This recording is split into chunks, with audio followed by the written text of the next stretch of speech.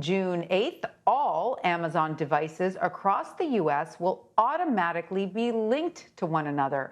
It will happen when Amazon launches its new Sidewalk network. The network will include all Echo Home Assistant devices, Ring security cameras, along with certain Alexa-enabled lights and motion sensors. Amazon's goal is to create a low-bandwidth network, bridging all of its devices. Using Sidewalk, Amazon says users will be able to reboot malfunctioning equipment and even track missing objects that are lost outside of the home. However, in order for all of this to work, Amazon needs as many people to join the network as possible. This is causing some users to express concern over the network's security, as well as Amazon's decision to force users to opt out of Sidewalk rather than opt into it. Joining me now for more on this is CBSN technology reporter Dan Patterson. Hi, Dan. Great to see you.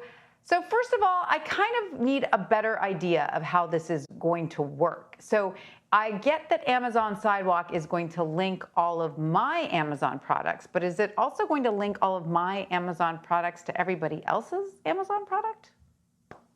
Yeah, Tanya, we all kind of need that explainer. Amazon has been kind of vague with the details on how Sidewalk will function. Now, we should say this probably excludes your personal devices like the Kindle or Fire tablet. It is primarily designed around the Echo, Ring smart cameras, the Tile Tracker, which is a third-party company that integrates with the Sidewalk network using Amazon's AWS API that they built specifically for this, their IoT API.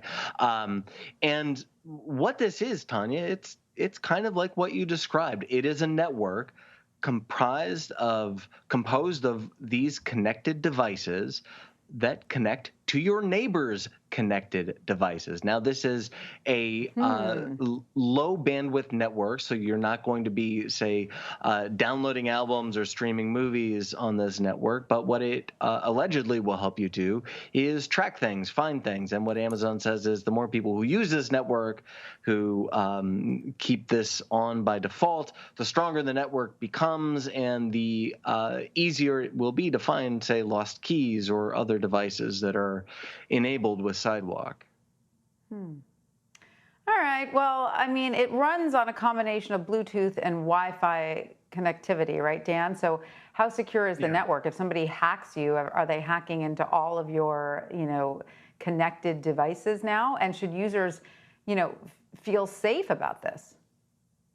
Yeah, so once again, this is where Amazon's been a little vague, but what we do know is that it connects to your home Wi-Fi. It uses a very small portion, this is true, it uses a very small portion of your home Wi-Fi network as well as Bluetooth networks to kind of create this mesh, this connected network, one device connected to another device. And instead of high bandwidth, what it does is do long distance. So it will technically be able to connect to, say, your neighbor's Ring device, which then connects to your Alexa device and creates this kind of larger connected mesh network. But Tanya, I think that your concerns are pretty well-founded. Look, any network can be hacked. Amazon has said that these networks are protected with layers of encryption, and that you won't be able to spy on your neighbors or see, your neighbor's keys, for example. But we really don't know.